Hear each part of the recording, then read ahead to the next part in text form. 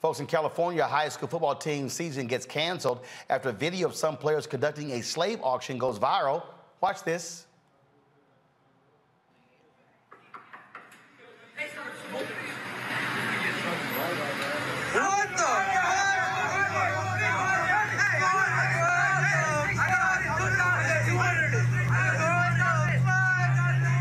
This happened at River Valley High School in Yuba City, California. Some football team members participated in the prank auction of black teammates. School district officials saw the video, and the Yuba City Unified School District Superintendent Doreen Osumi called the video unacceptable and deeply offensive. Osumi released the following statement following discussions with the students who were involved in the unfortunate and extremely distressing incident at River Valley High School.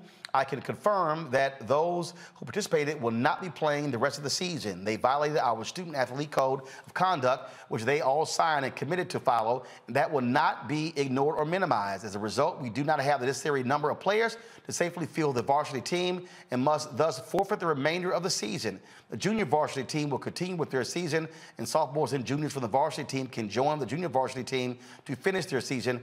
Reenacting a slave sale as a prank tells us that we have a great deal of work to do with our students so they can distinguish between intent and impact. They may have thought this skit was funny, but it is not. It is unacceptable and requires us to look honestly and deeply at issues of systemic racism.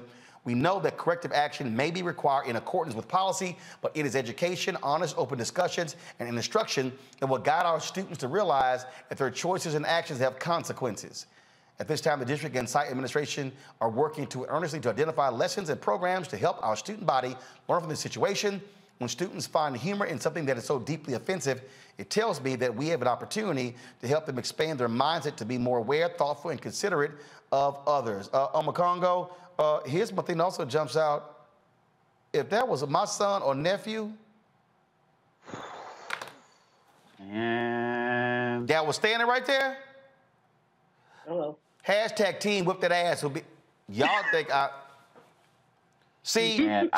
We as black people, we are also going to have to make clear to this generation: you don't get involved in no bullshit like that. Yo, I mean that was the first look.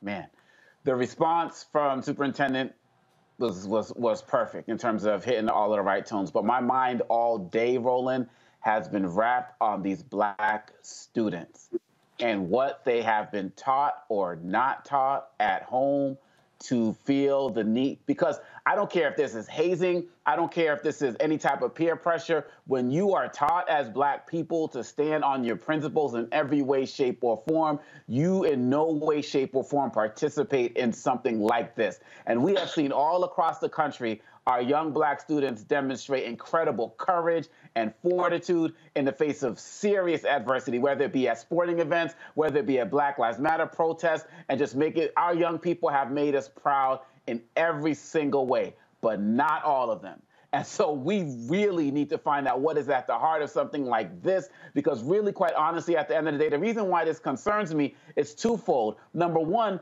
this happened in a state like California. You know, this isn't like Arkansas and all of these where people are trying to ban black history and stuff. I also saw that I think some of the kids who were there were possibly Latino as well.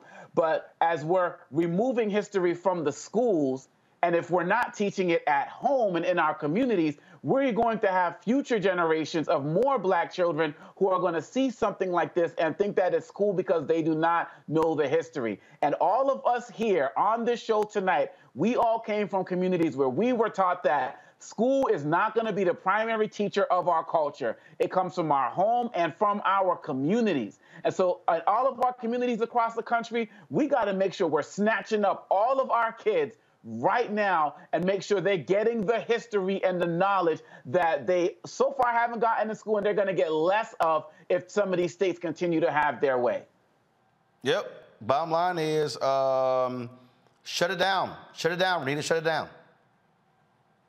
Absolutely. I think that the administrator... Go ahead. No. Renita, go ahead.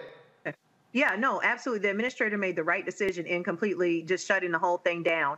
You know, I knew we were going to talk about this topic tonight, and I was trying to find the video because as I read the story, I was just thinking, who would be participating in this? Like, what is the situation that we would have Black children thinking that this is okay to participate in? To see this video now firsthand is just unbelievable. And like Makongo said, many of the lessons that Black people need to learn and be taught will have to be taught at home by Black parents who understand what it is to grow up and live in this country as a Black American. Julian? You know, this is why we need ethnic studies. This is why Shirley, I'm forgetting her name, I'm blanking her name now.